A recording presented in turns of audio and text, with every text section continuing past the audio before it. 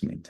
Mi estimado Gonzalo, te paso la palabra, apago mi cámara, el micrófono, voy a estar recibiendo preguntas, al final las leemos y Gonzalo las repasará. Como lo mencioné, vamos a compartir el material y el video con los asistentes como siempre y pues bienvenido Gonzalo, muchísimas gracias. Te paso la palabra. Gracias, Diego. Buenos días. Con todos un gusto compartir y tenemos amplio material, entonces vamos adelante.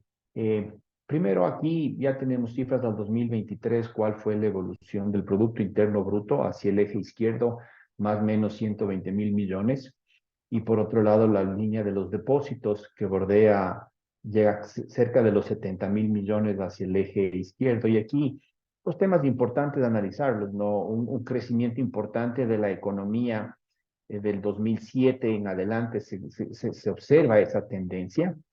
Y también fue una etapa del 7 hasta el 14 con un precio del petróleo alto. Y en los últimos 9 años, del 14 hasta acá, ha habido un crecimiento muy leve. De hecho, si hacemos un cálculo del porcentaje de variación anual, estamos hablando de más o menos 0,6% cada año, lo cual es muy bajo considerando el crecimiento poblacional. Eso por un lado. Ahora, lo que es importante tener presente es que en términos corrientes, en dólares hablamos de un PIB de 120.000 millones. Y ese es el tamaño de la economía que tenemos hoy en día.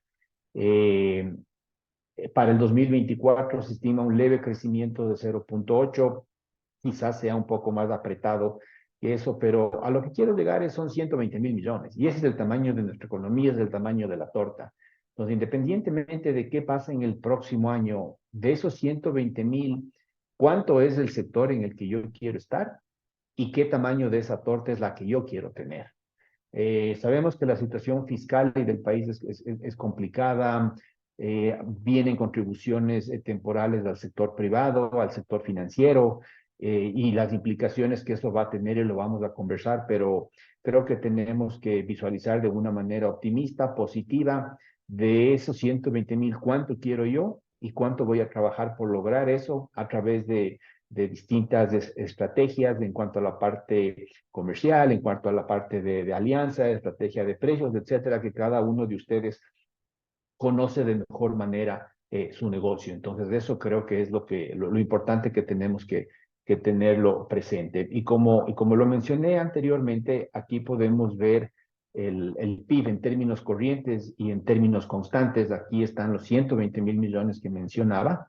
En términos constantes son 72.000 millones y la variación con una tendencia a la baja, 2,9 en el 22, 1,5 en el 23 y 0,8 estimado en el 24. Y esto creo que se puede apretar un poco más, como ya lo vamos a ver más adelante. Y dentro de esto, los sectores a resaltar sería camarón, que se va a contraer por el precio internacional del camarón para este año y también menor demanda en ciertos mercados como los chinos. Tenemos un tema de pescado que ya se viene complicando por el calentamiento de la temperatura en los océanos, y esto obviamente los pescados buscan, todo lo que es producto de mar, busca unas temperaturas más frías. Y la parte de petróleo, que aquí ya está incluido la decisión del ITT de dejar el petróleo bajo tierra. Son más o menos 1.200 millones al año y habrá que ver qué decisión toma la Corte Constitucional en cuanto a la petición del presidente Noboa, pero esto ya está incluido eso. Entonces, por otro lado, los otros sectores están prestando un poco de crecimiento. Y pongo énfasis en el sector de la construcción porque es un sector que dinamiza la economía, que genera empleo directo e indirecto. Y de este 1,7, que son las estimaciones iniciales que presentó el Banco Central a finales del año anterior, eh, tendría que darse en su mayoría, si acaso se da este crecimiento del sector privado, porque el sector público no tiene los recursos por ahora, y obviamente no va a estar en cuanto a la generación de obra pública como tal vez han estado otros gobiernos en periodos anteriores, ¿no? Entonces, este es un sector que siempre lo seguimos por lo que es dinamizador de la economía. Y si la parte de manufactura la desagregamos, claramente podemos ver que casi en todas las actividades las estimaciones iniciales son positivas en cuanto al 2024.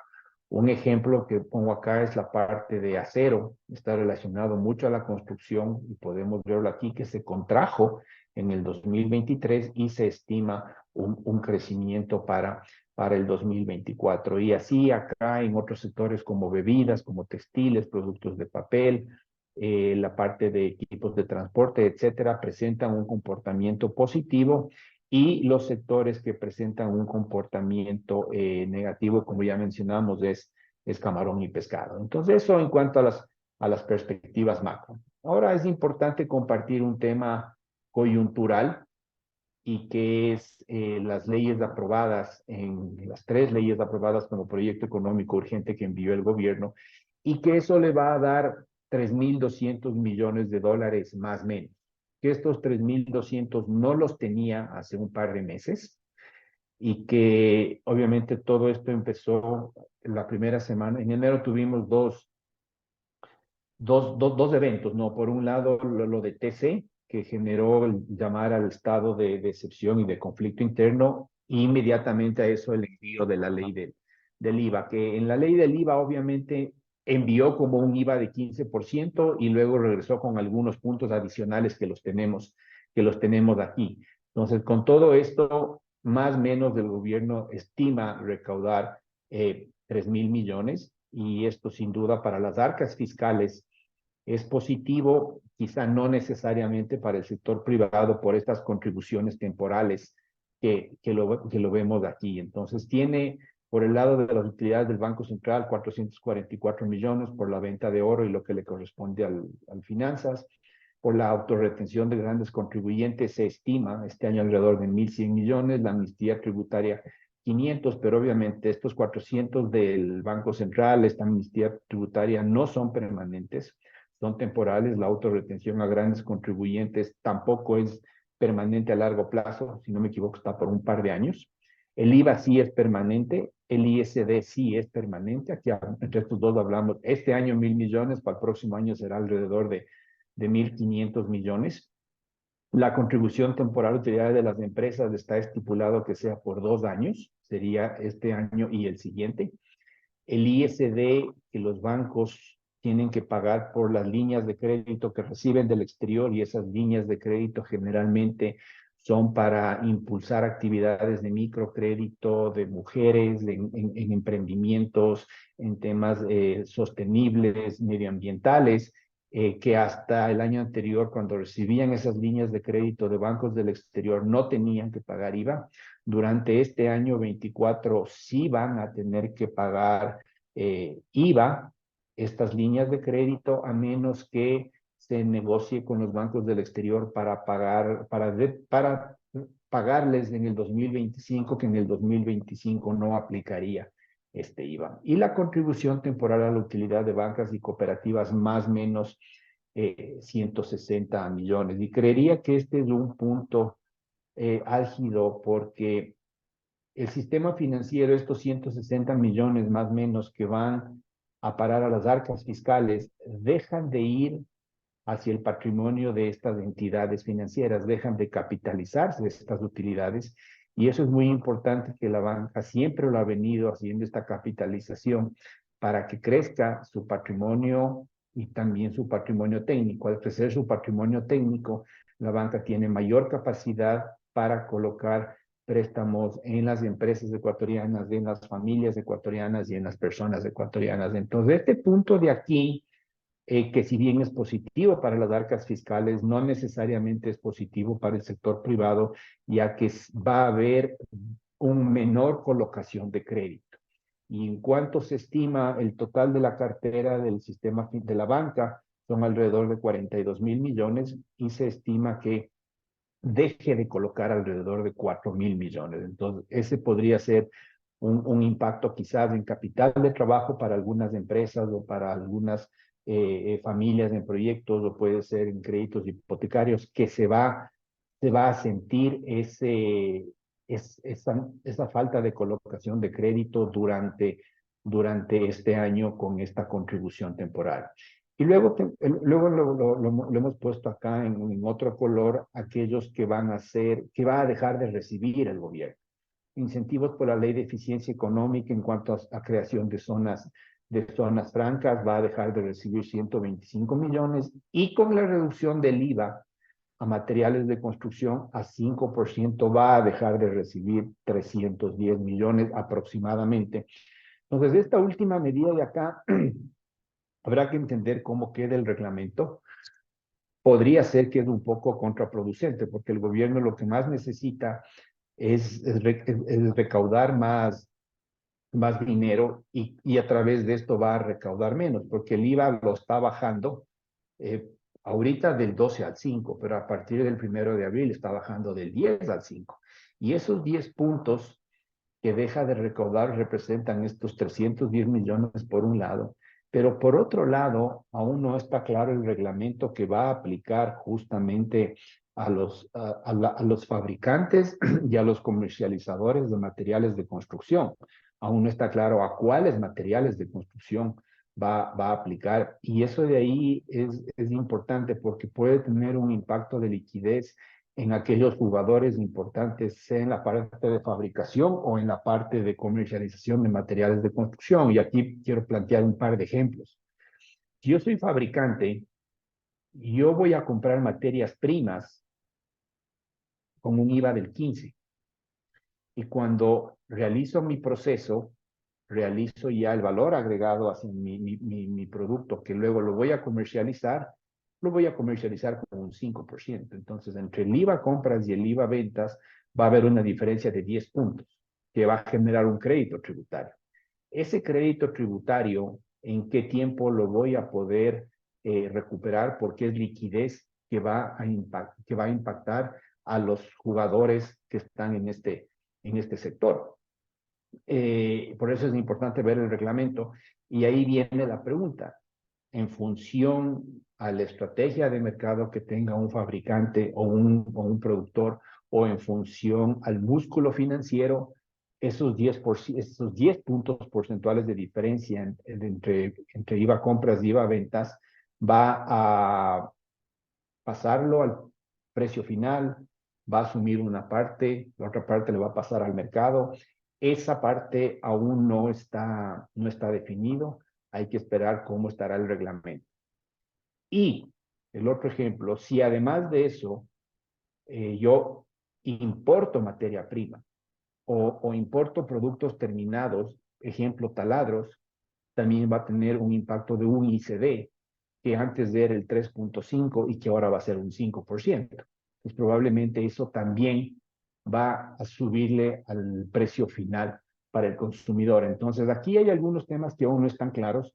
Eh, si bien esto fue un ofrecimiento de la campaña del presidente, creo que estamos de acuerdo en que el sector de la construcción es uno de los más importantes de la economía porque lo dinamiza, porque genera empleo directo y sobre todo a la base de la pirámide y también empleos indirectos importantes. Entonces estamos de acuerdo, pero esta parte del 5%, el bajar esos 10 puntos, no necesariamente significa que se va a reducir en 10 puntos el precio de una vivienda final, porque los materiales de la construcción de nuestro análisis representan un tercio del total de una construcción, hablemos de una vivienda.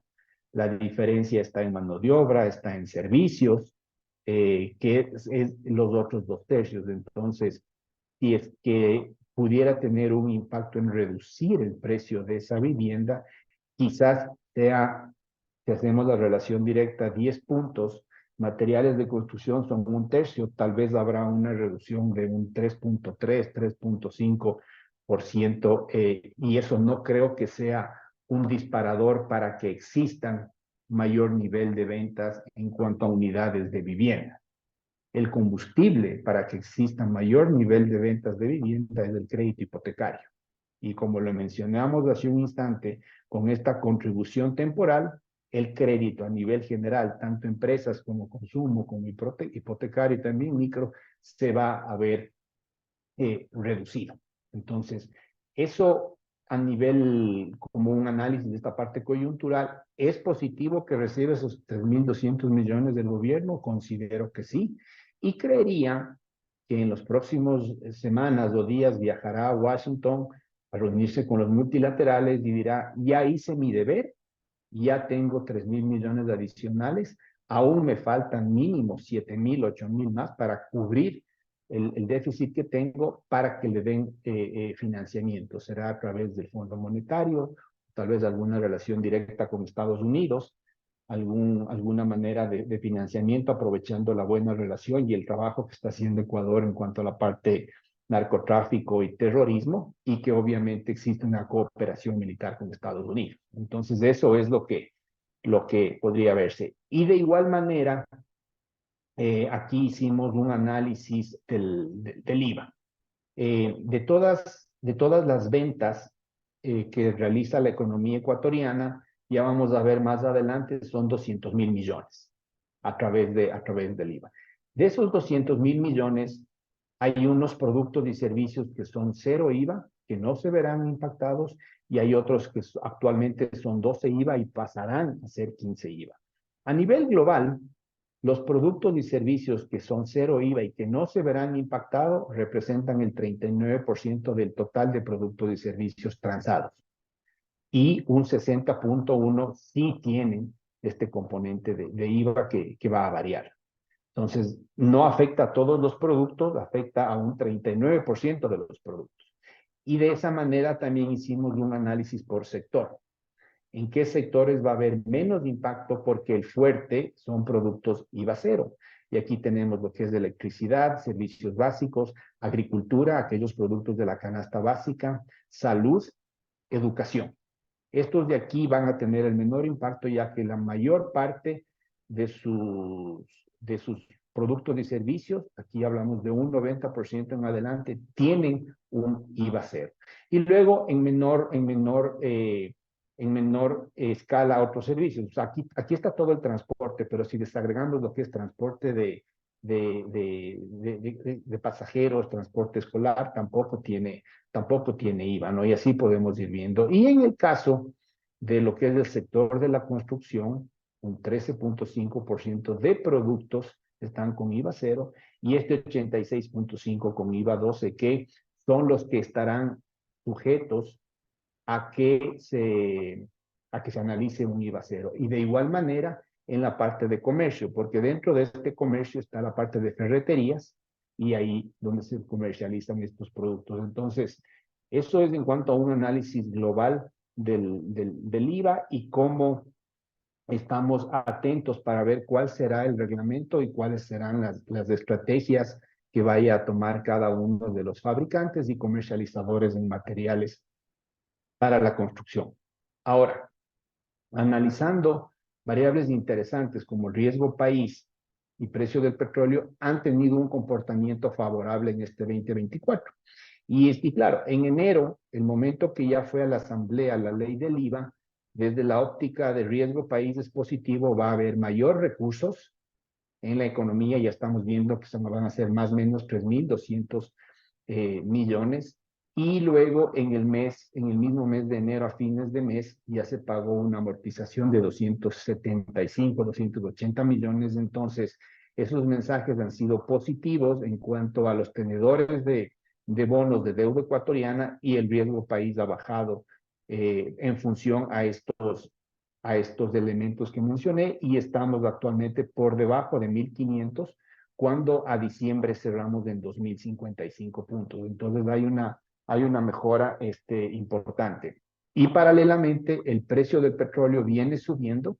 Estaba en niveles de 70, actualmente está 77, 78 el WTI, con lo cual también es positivo. Recordemos que estas dos variables están relacionadas inversamente proporcional y van de la mano. Entonces, subida del precio del petróleo, mayores recursos para las arcas fiscales, y por otro lado, se cumplió la obligación pendiente en enero en cuanto a la amortización de estos bonos, hace que el riesgo país mejore, y con lo cual es positivo para la percepción hacia el mercado internacional. Sin embargo, aún no estamos en un nivel de hacer una emisión de obligaciones o obtener financiamiento en el mercado internacional, porque estaríamos hablando de 1.500 puntos de riesgo país, del financiamiento estaría alrededor de un 18-19%, que no tiene sentido, cuando a través de los multilaterales podría haber una tasa más favorable.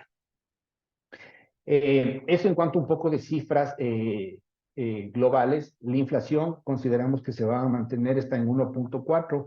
Con lo del IVA, puede que suba un poco, pero creería que se va a mantener por debajo del 2% este año. Y por otro lado, las reservas internacionales tuvieron un leve despunte en enero de este año, y asumiendo que el gobierno va a ser exitosa su gestión en cuanto a traer financiamiento, las reservas volverían a tener una tendencia de crecimiento. Y aquí podemos ver las distintas inflaciones a enero 1.4 y comportamiento.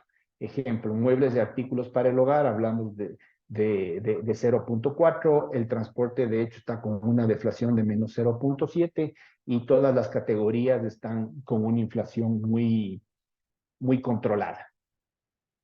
En lo que tiene que ver con liquidez, aquí hemos presentado justo el índice de liquidez que mide el sistema financiero, que es fondos disponibles sobre total depósitos a corto plazo, y se ve una tendencia que viene a la baja, sobre todo desde el 2022, ¿no? La liquidez está ahora en un índice alrededor del 22%. Claramente se puede ver esta tendencia que se va a mantener durante este año, se van a mantener las tasas altas, y eso lo podemos ver. Aquí tenemos la variación anual de la cartera en rojo y de los depósitos en azul. Entonces, si bien las variaciones son positivas, porque en efecto ha habido crecimiento, pero a la última medición, que es de enero, la medición de la cartera está 9% comparado con un año anterior, pero venía a niveles de un 15%. Entonces aquí se puede sentir un poco la desaceleración de la economía, que lo vimos en un inicio, del 2.9 a 1.5 y a 0.8. Y los depósitos también con esta tendencia, y de hecho los depósitos crecen a menor ritmo que la cartera, con lo cual el índice de liquidez está a la baja, y también las tasas pasivas se mantienen al alza. Y si desagregamos la línea roja, el comportamiento de la cartera, aquí tenemos tres tipos de crédito: consumo en azul, cartera comercial o para empresas en roja, y cartera de vivienda. Y la que ha tenido desde el 2022 el ritmo de crecimiento más lento es justamente la cartera comercial. Aquí tenemos cartera de consumo, y acá está cartera de vivienda. Ahora, esta cartera comercial, ¿por qué ha tenido un menor ritmo de crecimiento? Justamente por las tasas altas en los mercados internacionales. Entonces, la banca, cuando recibe líneas de crédito del exterior, recibe a tasas más altas, y como aquí tenemos techo, al menos en el crédito comercial, el techo, si no me equivoco, está en 10.9 o en 11%. Entonces, el sistema financiero no puede colocar a mayores tasas que sean el 11, y deja de colocar porque sería ilegal. Y obviamente se ha enfocado a colocar en lo que tiene que ver con consumo, que es la línea azul. Y acá está vivienda, que también viene decreciendo. Para tener una idea, el tamaño de la cartera, los saldos de la cartera comercial son 18.000 millones, consumo 17.000 millones, vivienda un poco menos de 3.000, y microcrédito 3.000 y pico, ahí dan los 42.000 millones de la cartera. Entonces, estas variaciones hacia el año 2023 seguramente van a ser más acentuadas, por el hecho de que el sistema financiero no va a poder colocar crédito como hubiese querido, producto de la contribución temporal que va a las arcas fiscales, en lugar de capitalizarse hacia el patrimonio. Entonces, en temas de mercado, en términos de capital de trabajo, es lo que se va a ver, pero probablemente se presentan oportunidades por el lado del mercado de capitales, ¿no? Las casas de valores, ahí habrán empresas que están interesadas en acceder a financiamiento a través de las opciones que presenta el mercado de valores. Entonces, eso es un poco lo que se puede dar. Y las tasas sí se van a mantener a los niveles que estamos viendo, unas tasas pasivas en algunos casos del 9, del 10%, que algunas entidades financieras AAA es lo que están ofreciendo a sus clientes a plazos mayores a 180 días o en algunos casos a un año. Y una tasa de ese nivel en dólares, sin duda es atractiva, es una buena opción, diría con casi nada de riesgo, porque estamos hablando de bancos AAA. Y por otro lado, sí podemos observar aquí un sistema financiero sólido y solvente, porque tiene una morosidad, el sistema bancario, una morosidad de 3.4 a enero, y de este 3.4 tiene cubierto, en caso de que toda esa cartera se deteriore, tiene una cobertura de 200%, es decir, tiene 2-1 la cobertura sobre este tipo de cartera de la morosidad.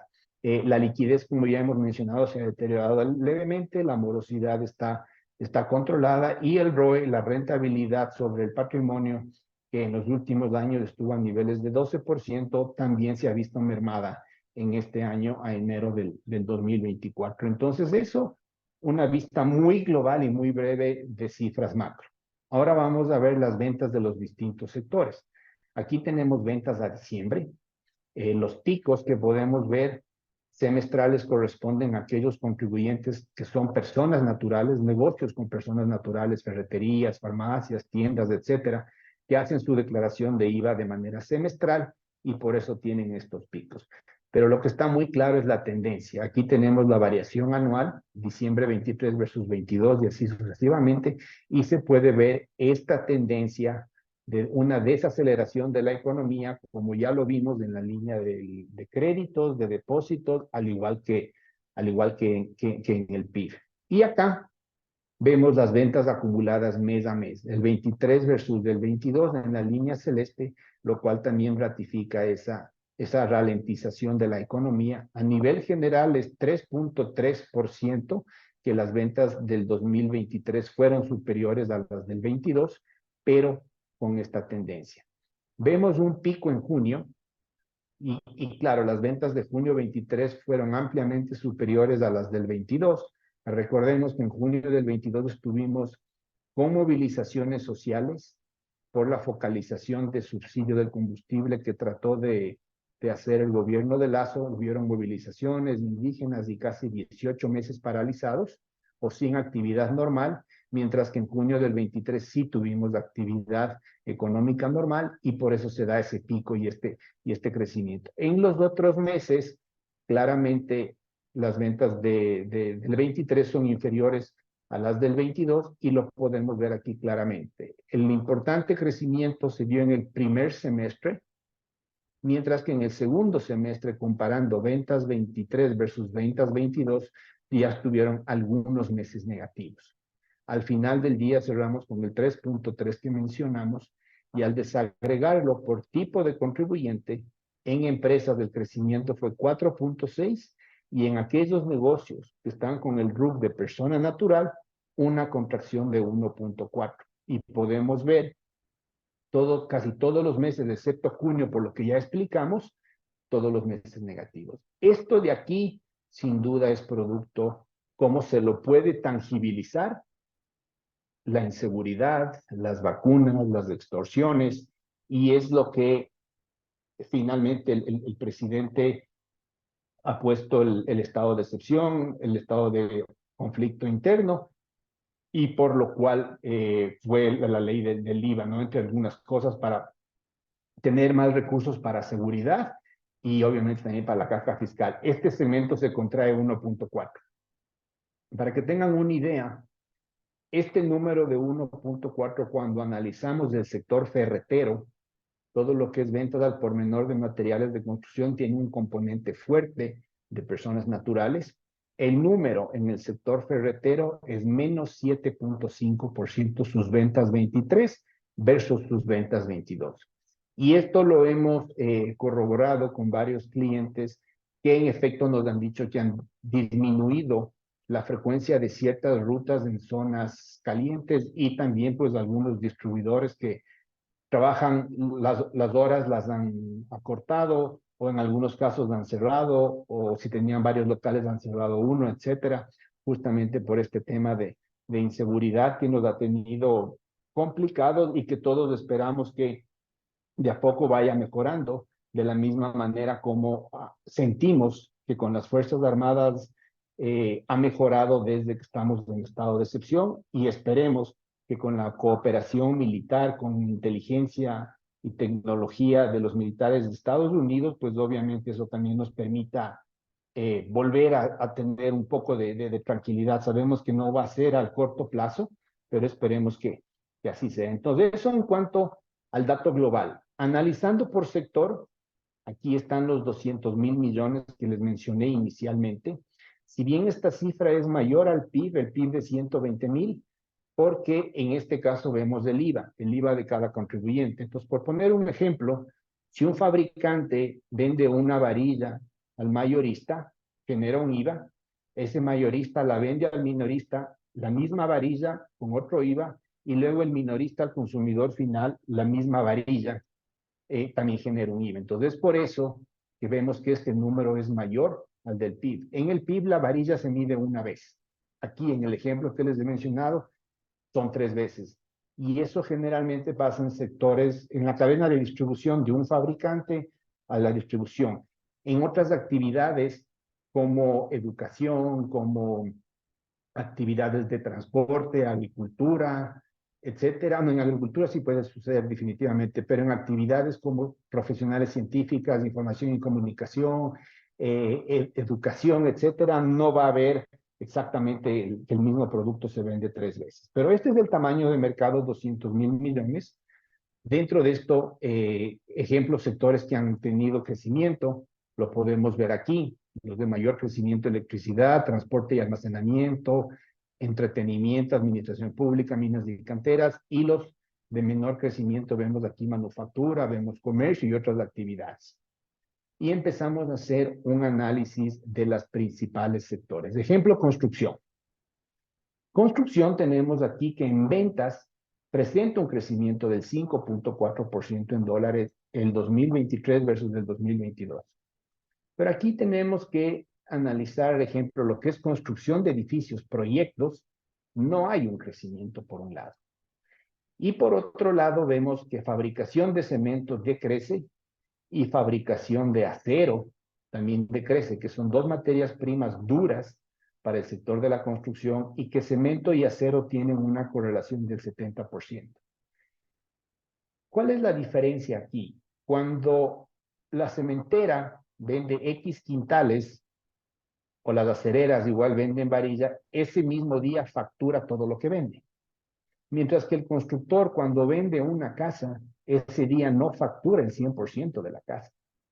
Ese día que se hace la reserva, tal vez facture $500 o $1,000 por esa casa, porque el proceso, mientras se va construyendo esa casa en 30 meses, durante esos 30 meses se va haciendo, se va abonando el pago hasta completar la cuota de entrada que pide la entidad financiera para el crédito hipotecario, y en el mes 28 o en el mes 32, finalmente es la parte fuerte de la facturación. Entonces, con eso, lo que queremos decir es, estos 5.4 que ha crecido en dólares el sector de la construcción, en efecto, pero corresponde a proyectos que tal vez empezaron en el 2021, que podrían haber empezado 2 años o 2 años y medio atrás.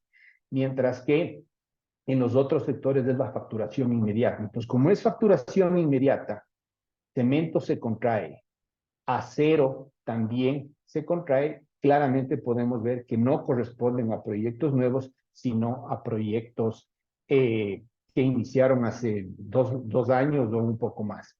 Y aquí vemos las ventas mensuales de acero en azul, que claramente se ve que el 23 que el 22 es mayor al 23, y lo mismo con cemento. En color tomate, las ventas del 22 son mayores al 23.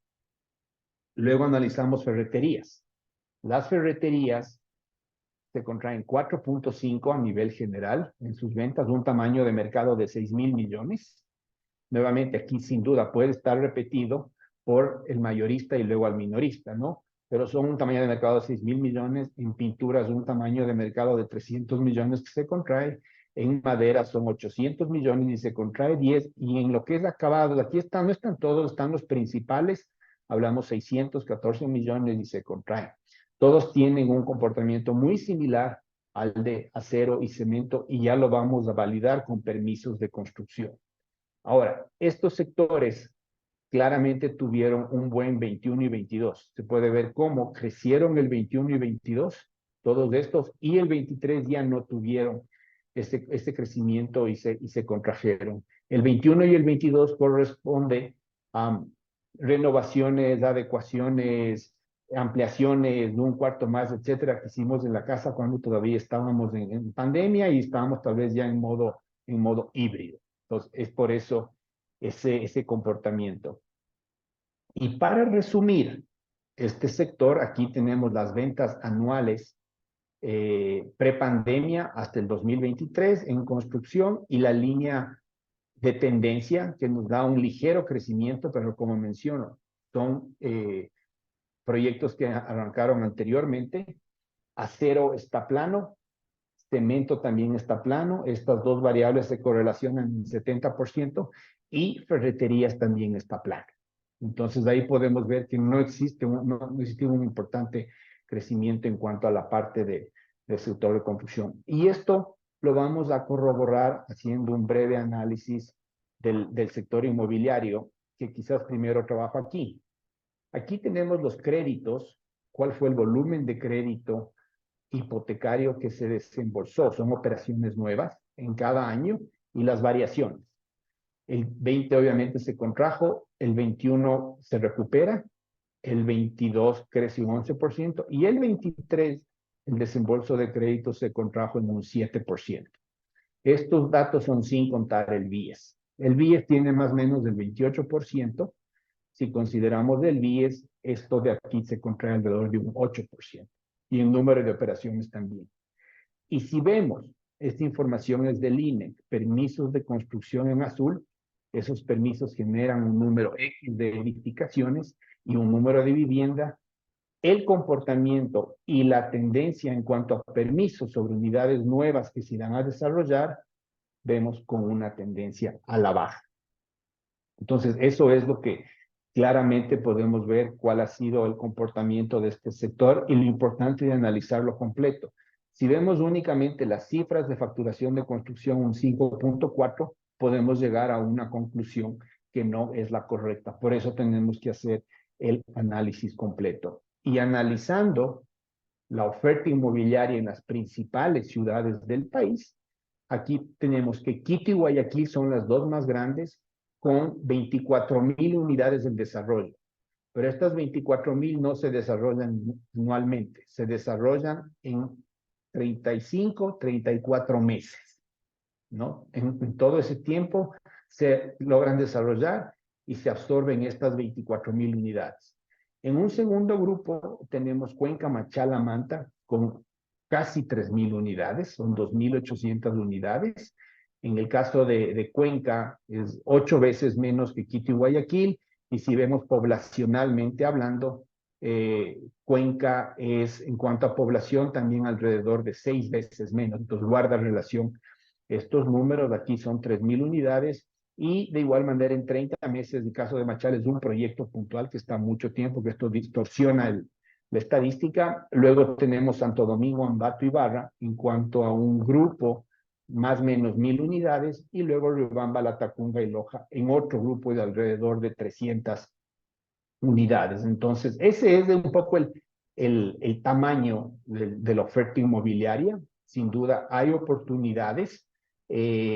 Hay que analizar ya el segmento, el nicho al cual quiero llegar, y sobre todo es importante aquí ver el precio. Aquí tenemos los precios promedios por metro cuadrado. Guayaquil es el mayor, Quito 1,250, y así en el resto de ciudades, y el tamaño visto por metros cuadrados. Metros cuadrados hablamos de que más o menos son en estas ciudades un poco más de 6 millones, 6,5 millones de metros cuadrados, que se están desarrollando en un periodo aproximadamente de 3 años, ¿no? Para evaluar todo este inventario. Y un ejemplo igual de que el sector en cuanto a lo que es la absorción, viene con una tendencia a la baja. Hemos compartido aquí datos de Quito. Recordemos, la absorción es cuántas unidades se venden promedio al mes por proyecto. Y aquí tenemos una tendencia, Quito global, sin duda en el 2023 hay una tendencia a la baja muy similar a lo que veíamos en los permisos de construcción, guardan la misma tendencia, pero aquí ver cómo sectores como Cumbayán no tienen una tendencia muy acentuada. El norte extremo de Quito, la parte de Ponciano y hacia allá, mantiene un buen ritmo.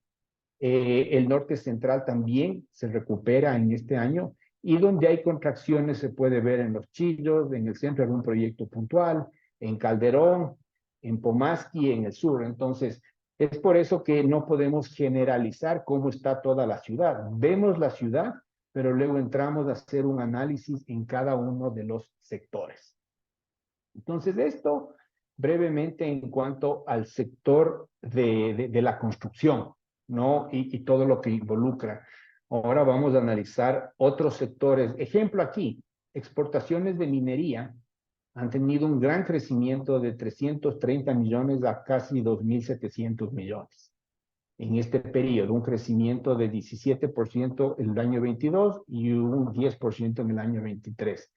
Y a eso compartir con ustedes que hace el mes anterior, en enero, finalmente se dio luz verde para el desarrollo de la mina Curipimba El Domo, que está ubicada en la provincia de Bolívar. Este es uno de los 3 grandes proyectos en espera de permiso. Con este permiso final ya va a empezar toda su parte de planificación, ya que producción tiene que esperar en 2 años. Entonces, nuevamente acá se puede ver dentro de minería, existen oportunidades, al igual que en el sector inmobiliario. Entonces, eso es lo que visualizamos en cuanto a estos sectores.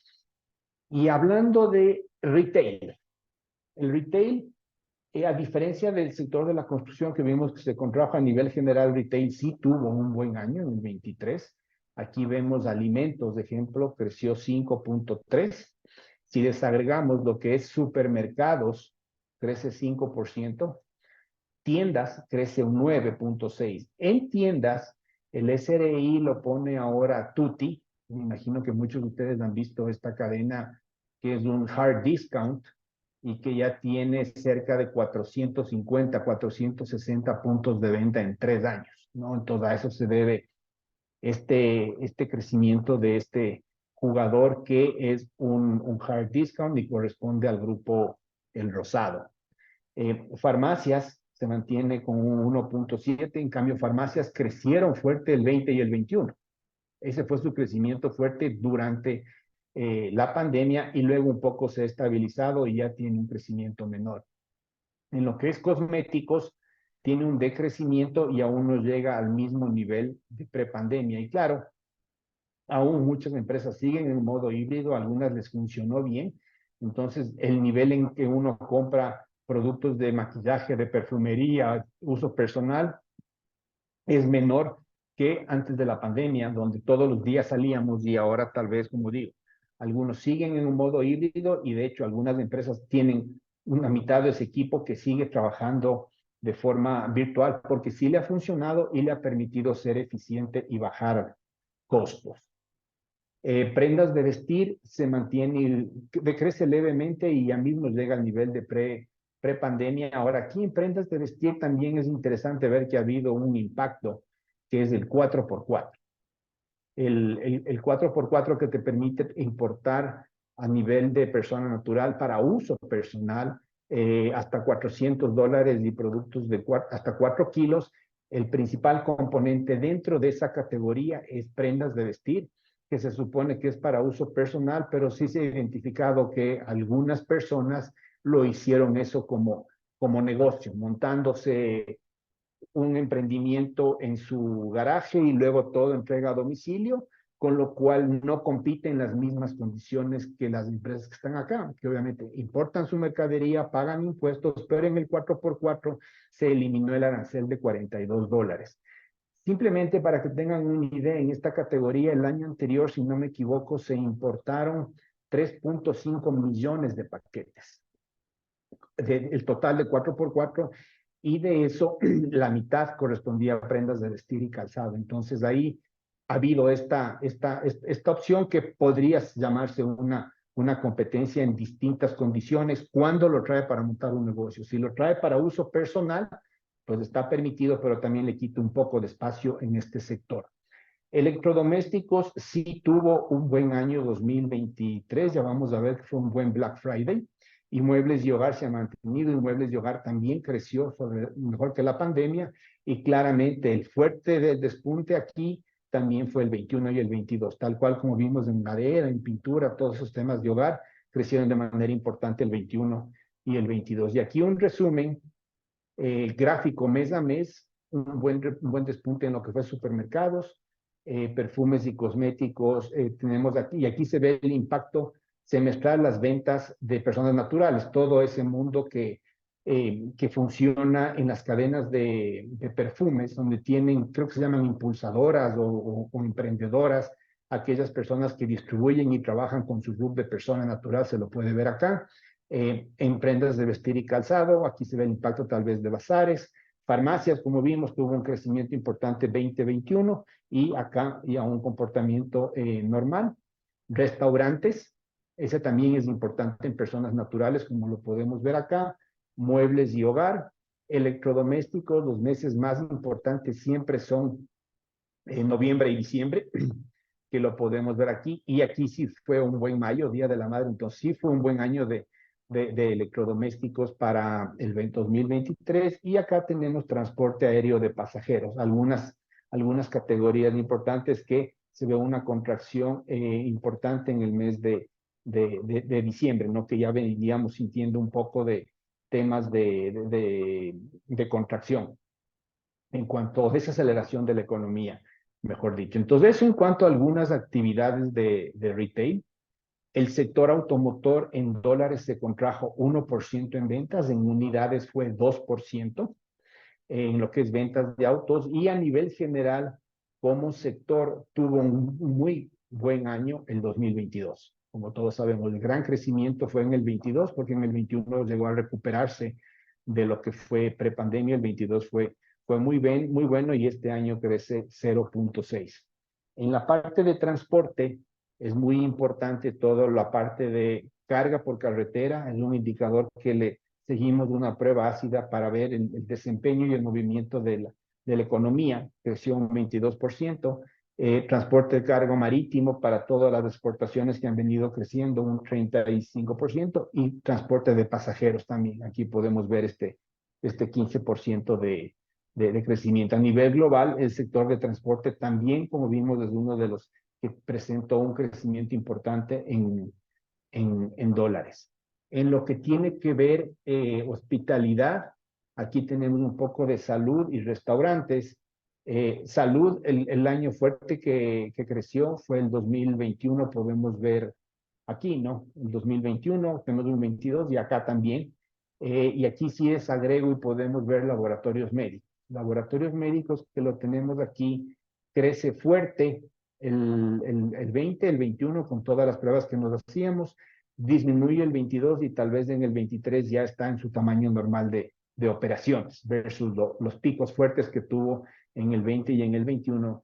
Mientras que por otro lado el tema de hospitales y clínicas se redujo durante la pandemia, y tal vez operaciones se pospusieron, aquellas que eran posibles para realizarse después, y aquí ya se va a un crecimiento normal en lo que tiene que ver con salud, ¿no? Y ya estamos viendo, ya se hizo público el hecho de que acá en Quito y puntualmente en Cumbayá, el Hospital Metropolitano va a construir una nueva sede dentro de lo que es en Cumbayá, en el proyecto San Patricio. Ya es público, ya se hizo el anuncio, y eso se empezará a construir en los próximos meses para dar cobertura tanto al sector de Cumbayá, Tumbaco, como al sector de los Chillos, en lo que es la parte de hospitales y clínicas. Al final del día, el sector queda con un 5.2 arriba. Y lo que es hoteles y restaurantes, ya muy por encima de los niveles de la pandemia, ha crecido 8.5, y sobre todo lo que es restaurantes.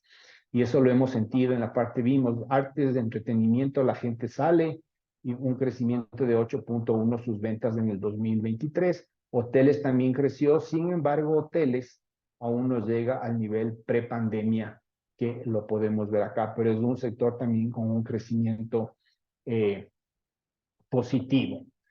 Siguiendo con una parte de salud, equipos médicos, que tuvo un crecimiento importante en el 2021, ¿no? Justo después de la pandemia tuvo un crecimiento importante en esta parte de equipos médicos y luego un poco se ha mantenido con un 2.5. Y tenemos productos de limpieza que se contrajo levemente, ya es un tamaño de mercado alrededor de $1.000 millones y en eso es en lo que se está manteniendo. No se ve un boom fuerte, sino un tamaño de mercado interesante de 1.000 millones. Un sector que sí presenta un crecimiento importante y es obvio, esto de aquí quizá puede ser coyuntural, pero se ve un crecimiento fuerte aquellas empresas que brindan servicios de seguridad. Con el nivel de inseguridad que hemos estado viviendo últimamente, los números los vimos hace un instante, tenemos un 17% de crecimiento en ventas del 23 versus 22 y un 30% por encima de niveles prepandemia. Prepandemia el tamaño de mercado era 880 millones y ahora estamos hablando de 1.150 millones como tamaño de mercado ahí, ¿no? Y siendo el fuerte todo el tema de servicios de guardias de seguridad y por acá ya son blindados y temas electrónicos, también seguridad con tecnología, pues viene teniendo este crecimiento. Vamos a ir cerrando ya algunos de los últimos sectores. Alimentos, eh, cierra en 12.500 millones de dólares, un crecimiento del 1.7, y aquí cabe recalcar toda la parte de balanceados, que es la primera línea, de 1.300 millones, crece durante la pandemia, porque es balanceado para aves de corral, para ganado vacuno, bovino, porcino, también camarón, y cierra ya bordeando los 3.000 millones de dólares, ¿no? Entonces, es un sector importante y se ve tendencias. Lo que hay que estar atento ahora, y estamos viendo, es que algunos de estos sectores sí presentan un comportamiento importante, pero hay que estar atentos a que no se deteriore la cartera, no sea, en algunos se está viendo una complicación de cartera que es producto de lo que ya conversamos en un inicio en cuanto a un tema de liquidez, pero hay que estar atentos para que esa cartera se mantenga saludable. Luego tenemos aquí agricultura, un tamaño de mercado muy similar al de alimentos, acá son 14.000 millones y en muchos casos quizás esta es la materia prima para luego transformar esos alimentos y aquí se puede ver un crecimiento igual similar, siempre van de la mano agricultura y alimentos y aquí se puede ver un comportamiento de 1.3% de crecimiento. Ahí. A nivel global, haciendo un resumen, no de todos los sectores que hemos visto, pero quizá de los principales, tenemos en temas de servicios de seguridad, en lo que es transporte, el mayor crecimiento de 2 dígitos, y luego tenemos tiendas, tenemos hoteles, restaurantes, catering, supermercados, de educación, electrodomésticos, etcétera, con estos crecimientos y eh, aquellos relacionados directa e indirectamente con el sector de la construcción son aquellos sectores que se les ha visto que han tenido un año más complicado en el 2023 y que obviamente esperemos que este año 2024 sea mejor. Como lo mencioné, el número que tenemos que tener en mente es un PIB de 120.000 millones y cuánto de eso es lo que yo quiero tener, no en función a las distintas estrategias. Entonces, eso es en cuanto a los sectores. Y para ir cerrando, aquí tenemos exportaciones. Obviamente se cae el precio del petróleo por un tema de precio. Aquí está un tema de pesca también, ¿no? Que son los más afectados. Recordemos que aquí está camarón que viene creciendo. Este año 23 creció, se estima la contracción para el año 24. Y de estas principales exportaciones, la contracción ha sido un 3.5%. Y finalmente, cerrando cifras a diciembre de recaudación tributaria, ya se contrajo un 2.3% en la recaudación efectiva, el 22 contra el 23. Entonces, el gobierno sin duda necesitaba generar recursos. Estas contribuciones temporales solidarias ya no las va a tener en el 24 porque obviamente esto fue producto del COVID por 2 años. Ahora con lo que se aprobó, el tema de las empresas es por 2 años El tema del sistema financiero, no recuerdo si es por unos años, creo que es uno. El tema de las empresas es dos. Y aquí podemos ver a nivel general con una balanza comercial positiva entre importaciones y exportaciones. Entonces, eso es lo que quería compartir con ustedes en cuanto a los principales sectores y una visión coyuntural de lo que estamos viendo ahorita y un poco la situación complicada fiscal con la que estamos atravesando. Entonces, con mucho gusto, Diego, para compartir preguntas.